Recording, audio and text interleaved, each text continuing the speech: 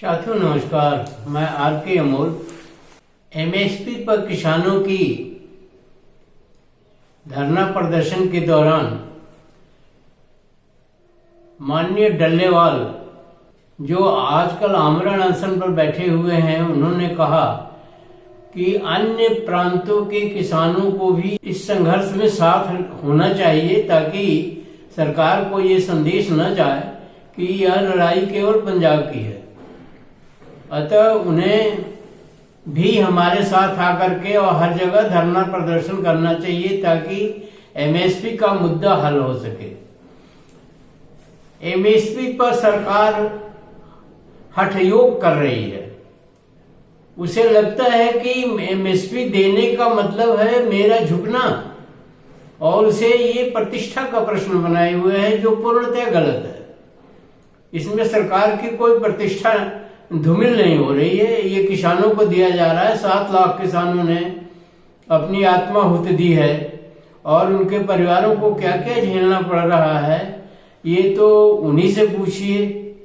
परंतु सरकार जो है हठयोग कर रही है और वो किसी भी प्रकार का वार्तालाप इस मामले में, जबकि सरकार ने ये वादा किया था आंदोलन खत्म करने के समय के कि एमएसपी पर जल्दी ही विचार किया जाएगा, लेकिन सालों हो गया और उन्होंने एमएसपी पर अब तक कोई कार्रवाई नहीं करी। एमएसपी किसानों के जीवन और मरण का प्रश्न है। अगर ऐसा नहीं होता है तो देश में किसानों की दुर्दशा अब हो रही है, अभी और अधिक होने की संभावना है। उन्हें स्ट्रेचर पर ही बाहर लाया गया, उन्होंने लेटे लेटे ही यह संदेश जारी किया। ऐसी स्थिति में सरकार को सोचना चाहिए कि ये जीवन और मरण की लड़ाई किसान लड़ रहे हैं जो इस देश के एक रीढ़ की हड्डी है, देश की आवश्यकता भी है। वह किसानों की मांगों का उल्लेख करते हुए उसको फिर से दोहराया और सरकार से मांग की गई कि सरकार शीघ्र ही इन पर विचार करे, अन्यथा ये आंदोलन का दायरा और बढ़ेगा और एक किसानों का सशक्त आंदोलन होगा जो सरकार के लिए, किसानों के लिए और आम जनता के लिए भी एक कठिनाई पैदा करेगा।